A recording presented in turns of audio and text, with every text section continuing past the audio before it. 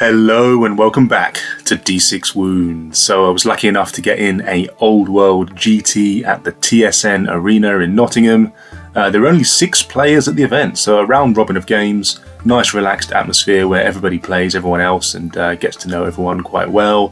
5 very nicely painted armies, or 6 including my own. A good spread of factions as well, and no Bretonia or Tomb Kings, which is always nice. So I'm going to go through some sort of short battle reports now of my experience at the weekend.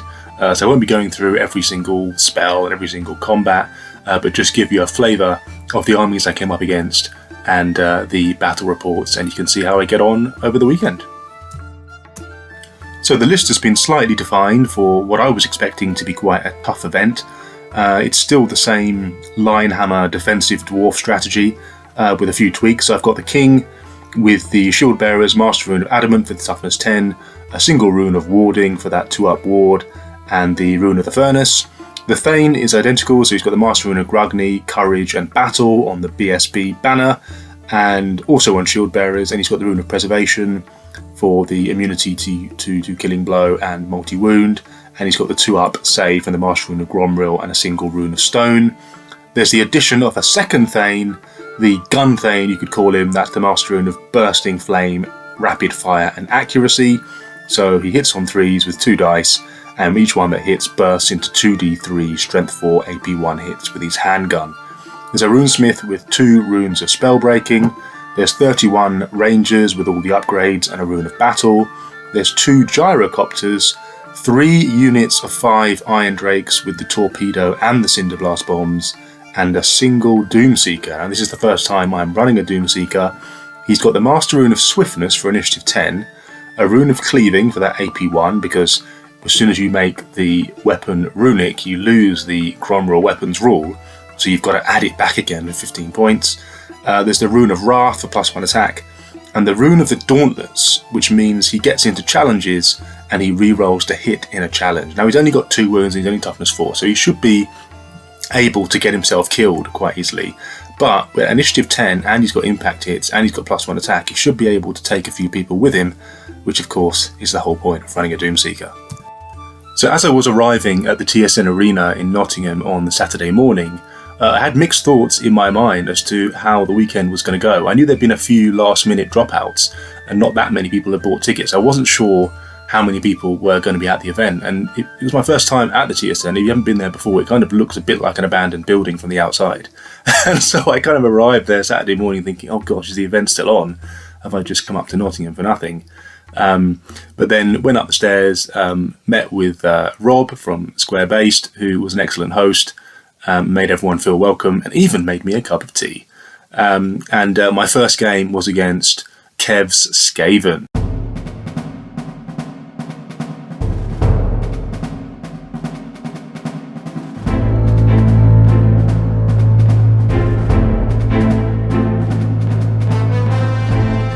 He was running a Grey Seer level 4 on Battle Magic with a Warp Condenser and a Talisman of Protection, a Plague Priest with the Weeping Blade, a Chieftain with a BSB with the Banner of Verminous Scurrying, a Skaven Warlord General with the Ogre Blade and Enchanted Shield.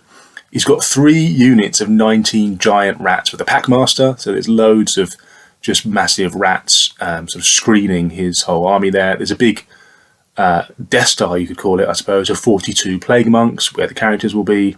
There's 4 Rat Ogres with 2 Herders, 2 Censer Bearers, the lone frenzied dudes, a Catapult at the back, and 2 units of ambushing Clan Rats, 28 strong each, with a Warp Grinder weapon team. So the rats get first turn, and initially everything just surges at me, right? I'm trying to focus my fire on this central unit of giant rats, which are shielding the rat ogres, which for me is a primary target for the shooting. The monks unit, I'm going to have to deal with them in close combat anyway, but the rat ogres, I could actually make that unit ineffective before they reach me if I kill enough of the ogres, so that's what I'm going for. The Grey Seer skitter leaps in, drops a pillar of fire, and then on turn 2 skitter leaps back to his deployment zone, so I can't dispel the pillar of fire, which is a nice little tactic. But then the Grey Seer has kind of dropped his pillar of fire and sort of done his bit for the game, and then just goes to hide.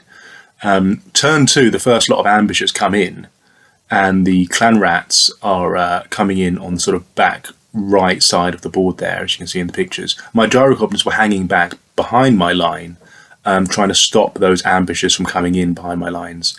And I've got the Doomseeker on the right hand side there, who just charges straight into those newly arrived clan rats. He's quite handy in close combat, as I was saying, because he's got D3 plus 1 impact hits and 2 D3 plus 1 attacks, all at strength 5 AP 1, right? So he charges in and he's single-handedly taking on a unit of 30 clan rats. And after turn 2, these rats are now within Cinderblast bomb range, right? And it's time for my Iron Drakes to shine. And it becomes a bit of a bloodbath, because within 8 inches, they can move 3 and then throw the bombs 8, right? So within kind of 11 inches, you're getting into Cinderblast bomb range, and then the Iron Warden, who is Ballistic Skill 5, can knock out loads of Strength 5 hits onto you, right? So they really shine at close quarters. We take out a couple of the Rat Ogres with the Rangers and the Gunthane. One of my Gyrocopters hops over my lines to drop a template on the giant rats, and we start clearing out the vermin. Skaven turn 3, after this pillar of fire has been ripping through my lines a couple of times. I've got the 5-up ward, of course, with both units, right? Because the Iron Drake get a 5-up ward against fire, so it's not too bad. And this catapult's struggling to kill anything at strength 2.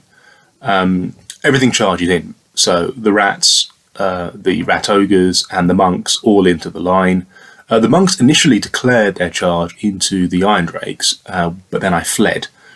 Primarily as I wanted the combat with the line, my line, to happen simultaneously and not as a cascading charge with the monks, because I wanted my stand and shoot combat resolution to count in the combat with the plague monks, right? And of course I want my Iron Warden to survive. So that manages to go my way, and I'm feeling positive about the incoming combat phase. My Gyrocopter also flees a charge from the giant rats on the left hand side, and they go into the Iron Drakes instead, who don't get their stand and shoot. In combat, the monks kill a fair few rangers, but the rangers manage to clean up the giant rats and the Rat Ogre, and half a dozen of the plague monks, and we've got our stand and shoot and everything. And so they get wiped out on the left side, and the monks fall back in good order. The line reforms to face that main unit, ready to shoot them on our turn. And meanwhile, the catapult has dropped a massive template on their own rats, right? Classic Skaven. So Dwarf turn 3 is when we start to really turn the screw on the Plague Monks now. So I've got 2 Iron Wardens within firebomb range. The Gyrocopter drops another steam gun template. The Rangers are now facing this unit in short range with the crossbows and the Gunthane. So the full force of the gun line is put onto the Plague Monks, and we kill swathes of them. Meanwhile, there's a sort of little skirmish going on the left-hand side between that one unit of Iron Drakes, which is sort of battling with this unit of giant rats, and a Gyrocopter. We finally, after the second round of combat, managed to break the giant rats. The Gyrocopter charges in to finish them off, but can't catch that last Packmaster as he scurries away. On turn 4, the solitary Iron Warden has moved in base to base with my other unit of Iron Drakes, right? So the Plague Monks have to declare their charge onto both units, because if they've declared against the solitary Iron Warden, in order to maximise, one of their models is going to be in contact with my other unit of Iron Drakes, right? So we get a double stand and shoot, and they bounce again, basically, because they're both throwing Cinderblast bombs on quite weak Skaven troops, which are easy to kill, and then the Skaven start to disperse, and things go the way of the Dwarfs after that. The second unit of ambushers did come on, but they failed their charge through the woods. The Doomseekers cut down, and yeah, things go the way of the Dwarves. We didn't get through all the turns though. I think we only got to 4 or 5 turns, so I didn't get enough time to sort of finish these clan rats that had come on. And of course the Grey Seer and the Catapult are safe at the back of the table, and it finishes a 14-6 to the Dwarfs.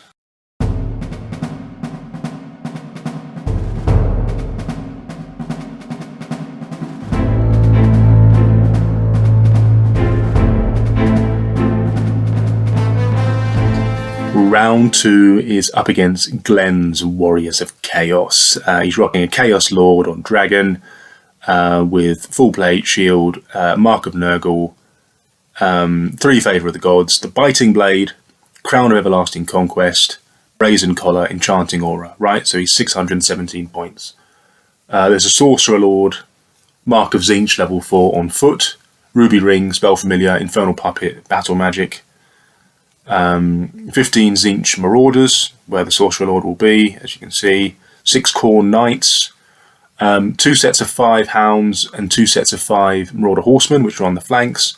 There's 1 Lone Dragon Ogre Shartak and a Warp Fire Dragon. So we've got the double dragon, we've got some quite a lot of magic missiles flying at me, and we've got the fast cav and the knights. So there's quite a lot to deal with in this chaos list. So it's battle for the pass, and therefore I can deploy quite far away from the chaos, right? I should get 2 good rounds of shooting before any of it engages with me. I roll first turn here, and although I don't actually want first turn due to the distance between the 2 sides, right, and I don't have long range artillery, but we agreed to play it where you don't actually get the choice. I think it's actually unclear in the rulebook. If you look at where it talks about the missions, initially it says you can choose whether you get first turn or not if you win the roll off, but then under each actual mission it just says whoever wins the roll off gets first turn. So it's a bit unclear, I think, whether or not you actually get a choice for first turn or not. But anyway, I'm taking first turn, and my first turn is just picking off that first unit of hounds, which is vanguarded too close on the bottom side of the table there. Chaos turn 1, everything just moves up, but not marching full pelt at me as I was expecting. They're kind of keeping in a line. So this Warp Fire Dragon has the Stone Thrower ability, and the Sorcerer has 2 fireballs and the Blue Fire of Tzeentch, and the Pillar will be coming soon, no doubt. And so it's a bit of a shooty chaos list, plus 2 dragons, right? So that's how the game proceeds, where the chaos are approaching, but also shooting. Around turn 3, my gyrocopters fly over the top of the Marauders on the near side and the far side and drop the bombs on them, rolling quite well and taking out 3 and 4 of them respectively. I plink a wound or 2 off the dragon as it comes within easy charge range on my near side of the table.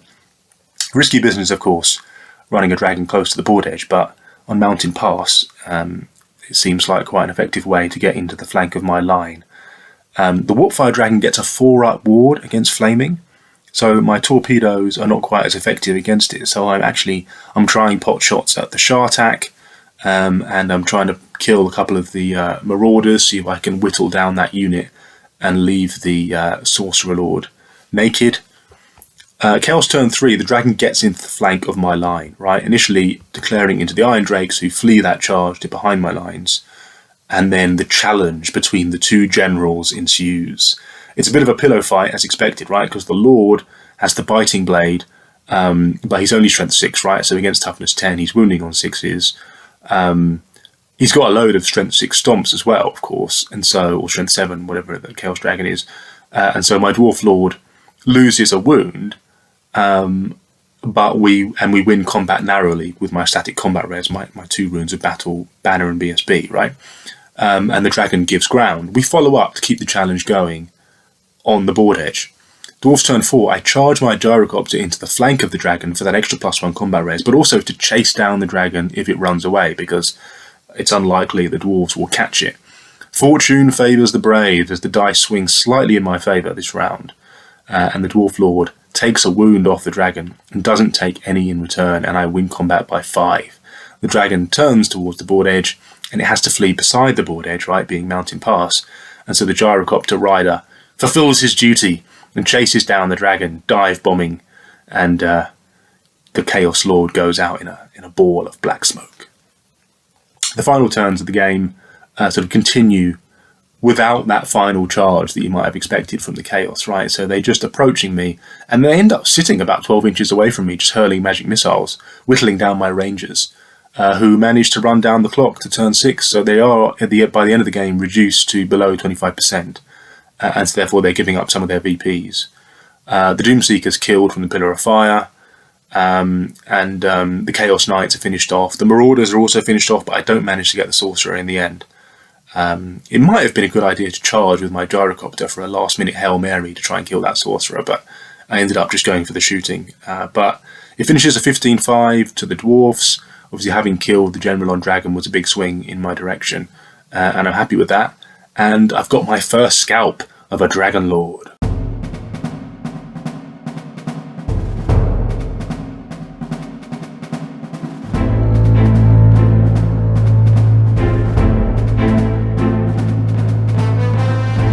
Game 3, and I'm up against Rebecca's Vampires. Now, this is a nightmare list in many senses of the word. So it's got a Master Necromancer level 4 on a Mortis engine, Spell Familiar, Crown of the Damned, I should say, on Law of Necromancy. Another Master Necromancer level 4 on Law of Necromancy with the Skull Staff and the Spell Familiar on foot, and that's the General. There's level 2 Necromancer as well. There's a white BSB. There's a massive unit of 89 skeletons with spears, 2 Banshees and 2 Terrorgeists, right? So this vampire list is probably the toughest matchup of the weekend, and it's pretty grim, right? It's 4 drops, it's 5 screams, and a wall of skeletons that there's simply no way through. I mean, I could get into combat with it and just try and churn through the skeletons, and maybe I'd get through it by the end of the game, but the screams go into combat, right? And I mean, technically you can also scream out of combat, right? But Rebecca did say that she won't be doing that this weekend because she thinks it's a bit over the top. Basically, I'm not going to get through these skeletons, right? And with no maneuverability other than 2 gyrocopters, I can't go around the skeletons. So my only hope is to get something from the shooting phase. Perhaps I could snipe off some of these large targets, right? So there's 2 Terrorgeists, and there is a Mortis engine which I can shoot over the skeletons at them. Maybe I could gun down the Banshees with the Gunthane, right? The only magical attacks I have is the Gunthane and the Doomseeker, so they are going to have to guard the centre of my line to make sure that there isn't an ethereal unit sort of soaking up all of my line while the monsters go to town on it. As long as those ethereal units don't get into my line, I don't think those Terrorgeists will charge me because they're not really good enough. The impassable terrain, as you can see in the picture, had a big impact as I deployed my line in front of that building, meaning that this big skeleton horde can't just come at me directly. It has to go around that big building. It also gave my gyrocopters and Doomseeker something to sort of hide behind in front of the line, so they could be needed on the left or the right side, you know, wherever they're useful. The Banshees got the spectral steeds early on, and then they could fly over or through the terrain. So, you know, I moved my Doomseeker to cover where my Gunthane couldn't get to, and between the two of them, I think I had the magical attacks sort of threatening those Banshees from just flying through that building and coming screaming at my line. And obviously there's the big templates that are dropping my leadership. I don't actually take that much damage from the screams. I rolled quite well on the leadership tests. I lose only 1 unit of Iron Drakes. The big worry, of course, is that the Rangers would get their leadership dropped so much and then be forced to take a panic at some point because unit destroyed or they lose 25% or whatever. And obviously I fail 1 panic test and the unit's gone because it just flips off the board. Thankfully that doesn't happen. And I managed to snipe off one of the Terrorgeists on, you know, turn 4 or 5 or something with the torpedoes. But I don't get my Doomseeker into combat until turn 6, and by then it's too late, and he ends up just getting challenged out by a skeleton champion, and he doesn't die, which gives away 120 VPs to my opponent, and it finishes a 10-10 draw. Now I'm actually really happy with that. I think it's a good result for both of us actually, because we've both got like denial armies, right? For me, I've got a massive unit of Rangers with the characters in, which is going to be hard to take out with, you know, screams and a big block of skeletons. And from my point of view, you know, that big block of skeletons, unless you've got a fast moving army that can go around it, not much I can do with the Dwarfs. And so I think we were both just happy to call it a 10-10 and move on to the next round.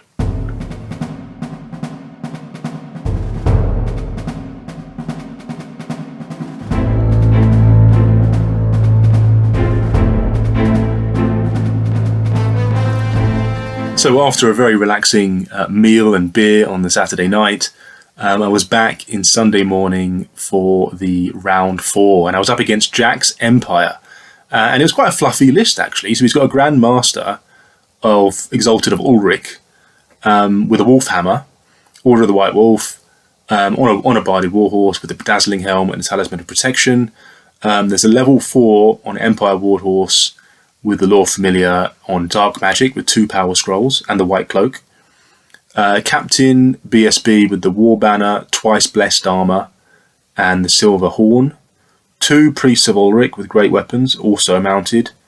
10 Knights, another unit of 9 Knights that are stubborn, and then 13 Inner Circle Knights of the White Wolf. So again, it's only 4 drops, only 3 units, one of which is a Death Star, right? So the level 4 is not in that unit, but can cast the Dark Magic buffs onto the unit, right? So there's the Battle Lust for the Frenzy and Hatred. There's the Word of Pain Hex for the -1 Strength and Toughness, which can be cast into combat. The Knights of the White Wolf themselves get Furious Charge. So with Frenzy, if they get it off, that's a lot of output from the front rank. They've got this Tapestry of Sigmar's Triumph, which re-rolls 1s to wound in the first round of combat. So with all the buffs on this unit, they're approaching like Boar Boy Biggin's power level. They've also got the Hammer Hand Bound spell on the BSB, right, from this twice Blessed Armour. They've got that one-off Oaken Shield from the Ring of Tal on the unit champion, which is another one of the items from the Arcane Journal. Not to mention the Warrior Priest, right, because they can add the multi-wounds to the increase the charge roll or the reroll 6s to hit against the Mark of Nurgle. So this unit is phenomenal. If we can get all the buffs off, it's going to be the strongest thing on the board, right? So my thinking going into this game is that it's probably going to be quite a quick game because it's just chalk and cheese, right? It's going to be a big win to one of us. It's not going to be a draw. It's going to be either there's a big charge will happen turn 2 or turn 3 possibly, and then either I break and it's game over, or he bounces off me and then I'm able to clean up with the shooting. So it's command and control objective, right? So I'm not going to go for it initially because he's coming at me fast and I'm shooting. So, but to be honest, I think we will know who's going to win the game by the end of turn 3. And so if that's me, then I should be able to take the objective in the last turns. I will need a good stand and shoot to win combat against that charge from that unit. So I also need to try and dispel 1 or 2 of the buffs on that turn when they charge in. So deployment is quite crucial here. My line is stretched out completely, so I've got no second rank. The Knights of the White Wolf, they get a ward save against flaming attacks, right? So I'm actually putting my Runesmith out of the unit. He's going in a unit of Iron Drakes instead, which is also good because it allows me to dispel assailment spells. So, because otherwise he'd be in the fight and therefore he can't actually dispel. So I'm going to keep him in the Iron Drake unit, hopefully out of the fight, unless of course he sends a unit of Knights wide on the flank to hunt down the Runesmith, which I'm not expecting him to do so, but we'll see. Again, the terrain in the middle of the table is quite handy for me because it allows me to sort of nestle my Doomslayer, my Doomseeker in that kind of out of charge arcs where he can kind of counter charge after the Knights have come in onto my half of the table. And depending on how far he moves his Knights up, I might even be able to get a flank charge with the Doomseeker as his Knights are pointed towards my Rangers. As I've got more drops in him as well, I'm able to position my characters so that they will be in base to base when the charge comes in, assuming he's coming straight for me. Turn 1, I Vanguard up the Doomseeker and the Gyrocopters. The Knights come straight for me, as expected, but the third unit on the right-hand side hangs back out of dispel range from my Runesmith. The Oaken Shield goes off on the Death Star. Jack was debating whether turn 2 would be better, but then of course I might be able to dispel the Oaken Shield anyway. So he goes for the 5-up ward on the first round of shooting, right? So my first round of shooting, despite the ward though, I kill 9 Knights. One of my unit of Iron Drakes on the hill was able to get into Cinderblast bomb range. Also had a Gyrocopter, Steam Gun, the Gun Thane, the Crossbows, and of course, you know, they've got high armour but low toughness, and everything I've got is armour piercing or armour bane, so I was able to take down 9 of them. I realised after this game that the Drake guns actually have Armor Bane 2 as well. I was rolling to wound with the Drake guns at the same time I was rolling to wound with the Cinderblast bombs, but in fact I should have been rolling them separately because I could have got Armor Bane on the Drake guns, so I was selling myself a bit short there. Turn 2, so they get off the Battle Lust, and they get off the Priest's ability for the plus D3 charge distance, so that's coming into my line, and they get off the Mark of Nurgle as well, the Winter's Chill. But no ward save for the stand and shoot, right? So I kill another 4 on the way in, plus a wound on the Priest of Ulrich as well. So I've got like +5 combat res already. And it's a brutal battle, right? With 7 or 8 rangers killed. The remaining 2 knights are killed. The champion and the standard bearer, and a smattering of wounds on some of the other characters as well. Stand and shoot though has swung it in my favour. And the characters, who are now 4 separate units, four characters, they all give ground. Meanwhile, the knights on the left also get into the Iron Drakes in the centre, ignoring my gyrocopter with the drilled rule and looking for that cascading combat into the rangers. But the Drakes kill 4 of the knights on the way in with a stand and shoot. Just, the firebombs doing the business again. The knights win combat, but the Iron Drakes are stubborn, and then they fall back in good order, and so those knights aren't able to get through that small unit of Iron Drakes. On turn 2, so my gyrocopter charges the rear of those knights to try and save the Iron Warden. The knights win combat, kill off the remaining Iron Drakes. Just the gyrocopter survives. The Rangers and the King have followed up into the Empire characters, right, where the Grand Master's making his last stand, and they're actually joined by the Doomseeker as well, who charges into the BSB in the flank. But the rest of the game has an air of inevitability, as the last unit of knights tries to get some points on the right flank, but again, the firepower of the Iron Drakes is too much for it. The generals cut down in the middle, the BSB warrior priests are all cut down, and it ends up with the gyrocopters chasing down one last fleeing knight into the back top left of the board, and they finally corner him and bring him down on turn 6. And the Empire are wiped out to a man. My Rangers approach the central objective to claim the mission, and it's a big win for the Dwarfs.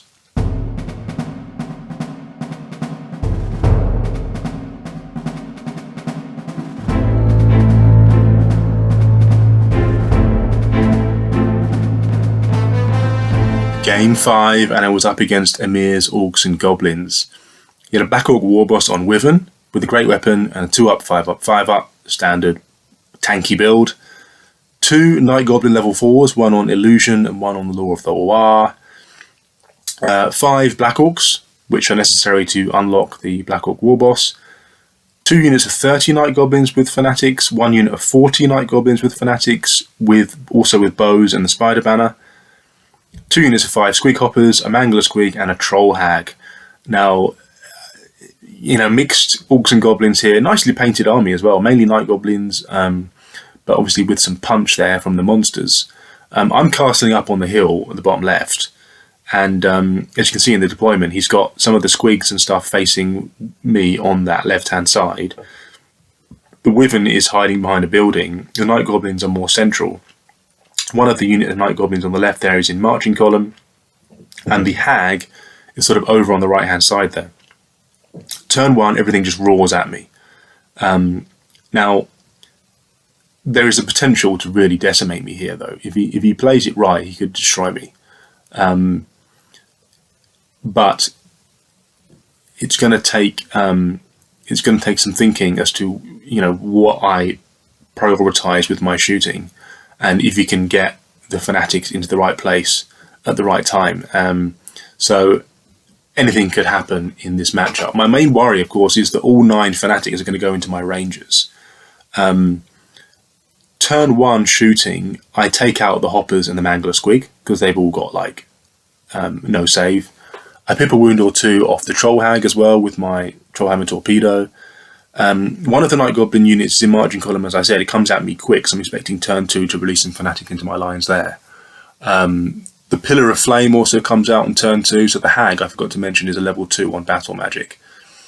4 Fanatics come into me on turn 2, right? So decimating those 2 units of Iron Drakes in the centre and on the left, my gun thane was out of the unit and gets a lucky double 6 on his 6-up save to save his life from a marauding fanatic that went through him. And he needed a double. I mean, if he's got 2 wounds, right? So only did 1 6, but the fact that he just double 6'd it was a big moment. They also released 2 fanatics into my gyrocopter that had gone up the right-hand side flank, destroying that gyrocopter, which I thought was a fair trade, really, because I'd rather those fanatics were going into killing my gyrocopter than coming into my lines. Anyone who's played into fanatics before knows there isn't really much you can do about them apart from take the damage. But if you can sort of draw some of them out into your weaker units and not have them all going into your main unit, then that's a win. I actually refrain from shooting or charging the Night Goblins right in front of my line, okay, because they're in marching column currently. I kind of like them like that because it means they won't be able to charge me next turn, so they're going to spend all their turn reforming, and they've already spunked their fanatics, so they're kind of just sitting there at the moment. And it means that Black Orc has to go in solo, or not at all. If he goes in solo, I'm happy with that because I can challenge him with my toughness 10 king, right? So he actually doesn't, right? So he just flies over the top in the next turn. My Doomseeker fails a charge out of the woods. What else happened? Yeah, so I kill a few Black Orcs with the firebombs, but they've got a high save, right? So they don't all die. And my last gyrocopter goes over the top on the left-hand side and draws out just 1 fanatic and survives. So turn 3, as I said, the Black Orc War Boss doesn't go in. He flies over the top, and the Night Goblins come out of marching column into combat order. So on my turn, I just charge those Night Goblins in front of me, right? Because there's not enough of them to they're going to be double outnumbered after I've dealt with them, basically. And we break them, and then they flee back. In turn 4, the Black Orc goes in solo from behind. Now, yeah, okay, he's got the rear bonus, but against the toughness 10 king, he just can't do anything. And we end up winning combat, and he breaks towards the board edge in the corner. We also take out the Troll Hag with the torpedoes, so it took a few rounds, but we get the Troll Hag in the end. And then on my turn, the line swivels round and pursues the Black Orc off the board. And then, there's not really much left. We've taken out the other monsters with the shooting. We've managed to get the Black Orc War Boss. There's some Night Goblins left, and it finishes a 15-5 to the Dwarfs.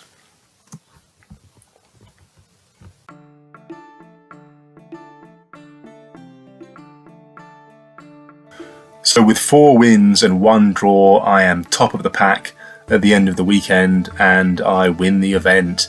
Now, with just 6 players at the tournament, it's not enough to give me proper bragging rights, but I've got my nice shiny TSN trophies. I'm happy with that. And I was also blessed to receive the most number of best army votes as well. So I got the best painted prize. So I've got double trophy at my first visit to the TSN in Nottingham.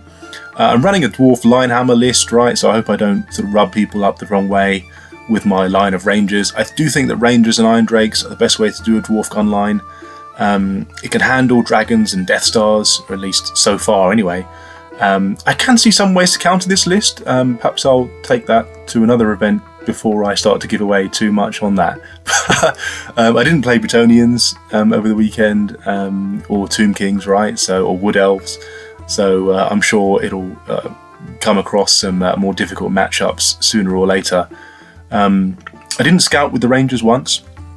They also didn't use their throwing axes, but I still think it's worth that upgrade. And it's basically a points denial army, right? Because I've got over 1,300 points in one unit, including the characters. The Rangers aren't stubborn, and with a long line, you're playing high stakes, right? As one flee and it's off the board. But it doesn't really lose combat. In my experience, it just doesn't lose combat. If you're unlucky to get into the flank and you don't have the right character to challenge what gets you in the flank, or you can't move through the ranks with a character to deal with what's flank charged you, then you can lose combat. But if something hits you in the front, or if it's a lone character you can challenge out, it tends to win combat just because you've got the sheer volume of attacks. but you do need the right characters in there. You know, my game one again. I mean, it's essentially it's a gun line, right? But obviously it's a gun line without war machines. And how do you deal with gun lines? Well, you've got to either have chaff, which is sacrificed to the shooting, so that your strong units arrive at the gun line intact. There's target saturation, in which you're sort of presenting so many things for the gun line to shoot at that it can't shoot all of it, and then lots of stuff gets through. Or you can use some sort of shenanigans, right? So you can use, scouts and ambushers and things like that to get into the gun line quickly. Or, I suppose, for Warhammer the Old World, you can just sort of get big dragons which soak up all the fire, and they've just got so many saving throws that they don't die anyway. My game one against Skaven, that wasn't a good matchup for the Skaven, and so I always felt quite comfortable in that game. The Skaven, I don't know too much, I haven't really read the legacy list for the Skaven yet, but they need, or at least that list would do better at a gun line if it had some more cheeky, sneaky tactics, some random movers or some scouts or whatever. The Chaos list, that game went well for me. The Dragon Lord went in solo, right? Now, my Dwarf Lord's built for that. And the Warpfire Dragon was sort of like artillery support. Now, I don't know, would it have dealt with the Dragon Lord and the Warpfire Dragon together? Can the line deal with two dragons at once? I'm yet to try that, so I'm not sure. That question will remain unanswered for now. Game 3 against the Vampires, I think we both played that very well. I'm not sure it would go much differently if we replayed it. Obviously, one panic test and failed, and my unit would be off. But dwarves still have high leadership, right? And I can re-roll my panic test with the BSB. Some good rolling. I could have taken out another monster. Maybe if I've got my Doomseeker killed as well, I could have sneaked out a win. But I think replaying that, it would go very similar again. Game 4 against the Empire. Again, that Empire list not really built for a gun line, because it's got no,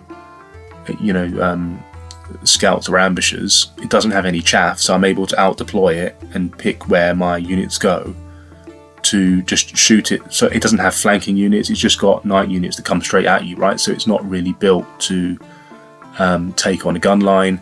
And game 5 against the Orcs and Goblins. Now, I play Orcs and Goblins. I actually think that the Orcs and Goblins had a good chance in that game. The issue is, though, that things like Mangler Squeaks and Troll Hags are easy to take out with shooting. They've got no save, don't have enough wounds. Squeak Hoppers, they just die to shooting very quickly. So really, you've just got to hide those units at the beginning. If you're up against a gun line, you hide your Mangler Squeak, you hide your Troll Hag, you hide your Squeak Hoppers, that sort of stuff. And the only thing that moves forward initially should be your Warboss and Wyvern, which has got the saves, and your Night Goblins, because they've got loads of wounds.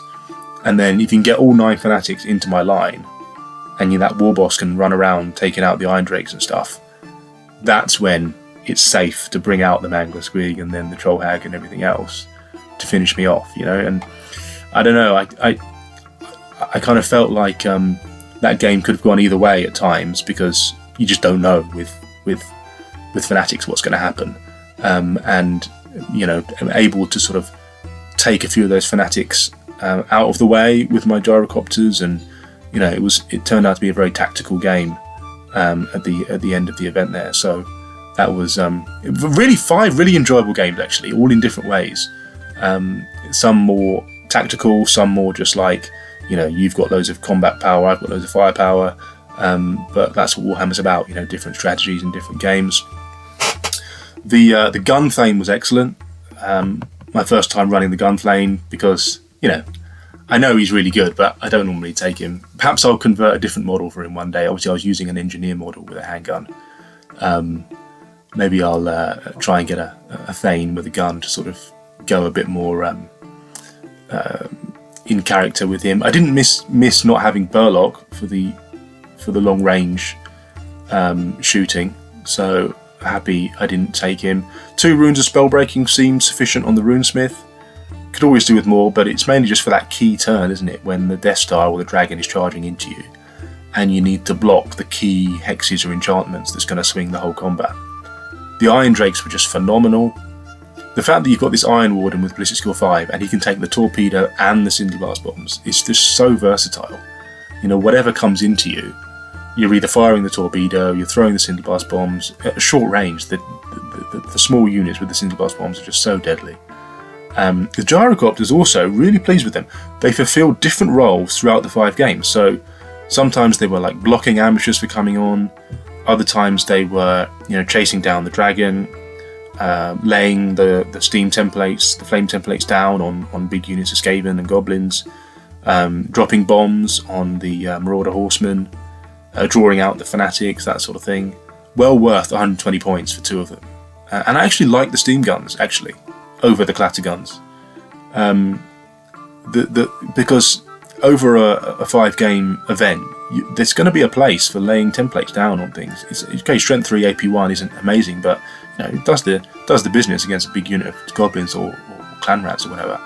And then there's a Doomseeker, right, who I just took for fun, really. I like to, for each event I go to, I like to sort of paint up a new model, especially for that event, or change the list a little bit, or just do something for fun. And I thought, okay, let's paint up this Doomseeker. And actually, he performed quite a good role at times, because he's on his own, okay, and the enemy knows he's not going to get VPs for him, so they just tend to just ignore him a little bit. And he's got a slightly longer charge, and of course he's got a 360 arc because he's by himself. Obviously you're not afraid of him dying, right? Because he's not giving away VPs, and he can do a bit of damage. Initiative 10, you can throw him into some weaker units, and he'll just chomp away at that front rank. They won't get many attacks on him, and he might even survive for a few rounds of combat before he dies. Magic attacks as well, which could help against Ethereal and stuff. So yeah, pleased with the Doomseeker. And pleased with the list. I think I might have to take this to another event where there's, another sort of competitive event where there's more people there, to see how it can get tested against some more nasty lists. Let me know what you think, guys. Any other tips of how I could refine the Linehammer Dwarfs? And hope you like it. If you've listened this far, give me a thumbs up, leave a comment, like and subscribe and all that jazz, and I'll catch you on the next one. Thanks for listening. Goodbye.